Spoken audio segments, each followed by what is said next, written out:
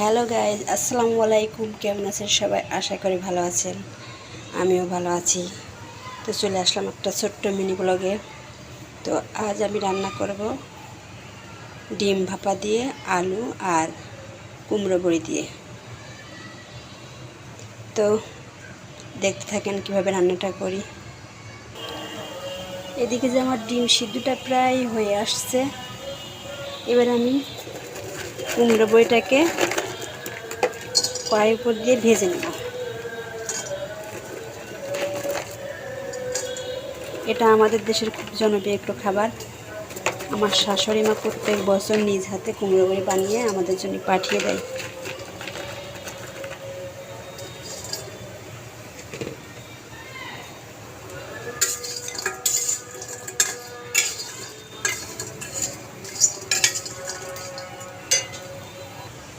তো এই যে আমার বড়ি ভাজাটা শেষ হয়ে গেছে। আমি এদের বড়ি ভাজাটাকে ভেজে নামিয়ে নেব। তারপরে যে সিদ্ধ করা ডিমটাকে আমি এখন তেল দিয়েছি কড়াইতে, তেলের উপরে ভেজে নেব। আর এই ডিম ভাপাটা বানানোর জন্য প্রথমে ডিমটাকে যে কটা ডিম খাই সে কয়টা ডিম নিয়ে ডিমটাকে প্রথমে ধনের সজের গুঁড়ো এবং পেঁয়াজ বাটা, রসুন বাটা, জিরে বাটা দিয়ে ডিমটাকে ভালো করে গুলিয়ে পলিতি করে ডিমটাকে গরম পানির মধ্যে ছেড়ে দিয়ে সিদ্ধ করে নিতে হবে। এবার ডিমটা সিদ্ধ হয়ে গেলে এবারে যে তেলের পাত দিয়ে আমি ডিমটাকে ভেজে নিচ্ছি।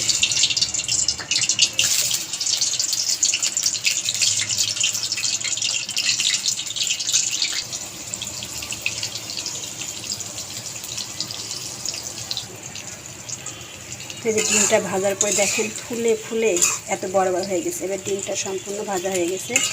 এবার ডিমটাকে আমি আলাদা একটা বাসনে তুলে নেব।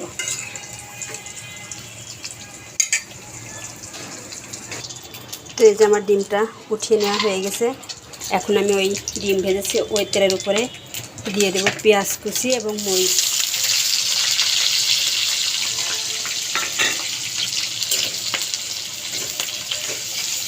এই পেঁয়াজটাকে আমি হালকা বাদামি কালার করে নেব। তো পেঁয়াজটা যে বাদামি কালার হয়ে গেছে, এবার আমি দিয়ে দেব জিরে বাটা পরিমাণ মতো, পেঁয়াজ এবং কাঁচামরিচ বাটা পরিমাণ মতো,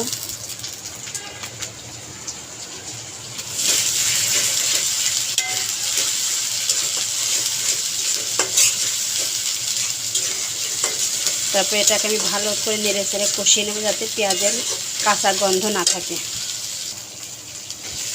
এই যে পেঁয়াজটাকে কষানো হয়ে গেছে, এবার আমি দিয়ে দিচ্ছি হলুদের গুঁড়ো এবং শুকনো মরিচের গুঁড়ো দিলাম যাতে কালারটা একটু লাল হয়। সাথে দিয়ে দিচ্ছি পরিমাণ মতো লবণ।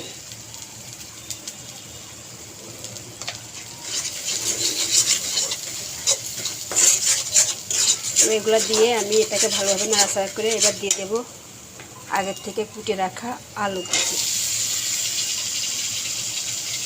এবার আলুটাকে আমি আর একটু মশলার ভিতরে দিয়ে ভালোভাবে নাড়াচাড়া করে 5 মিনিট সিজিয়ে নেব।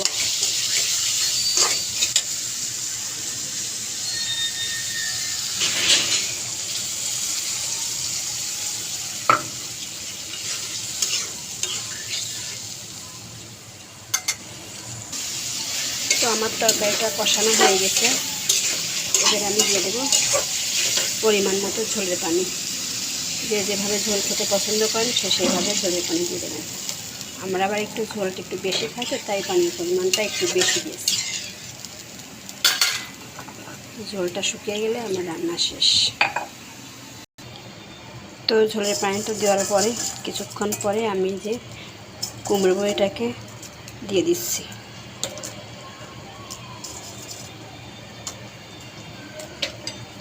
কুমড়ো বড়িটাকে দিয়ে ভাবে নাড়াচাড়া করে দেব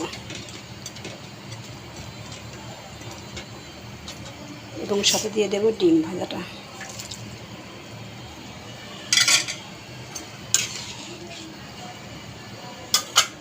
তো গাইস, এটা হচ্ছে আমার তরকারির ফাইনাল লুক। তো রেসিপিটা শেয়ার করলাম সবার সাথে। কার কেমন লাগে কমেন্ট করে জানাবেন। আমি নতুন ব্লগার, ভুল ত্রুটি হলে ক্ষমা করে দেবেন। আল্লাহ হাফেজ।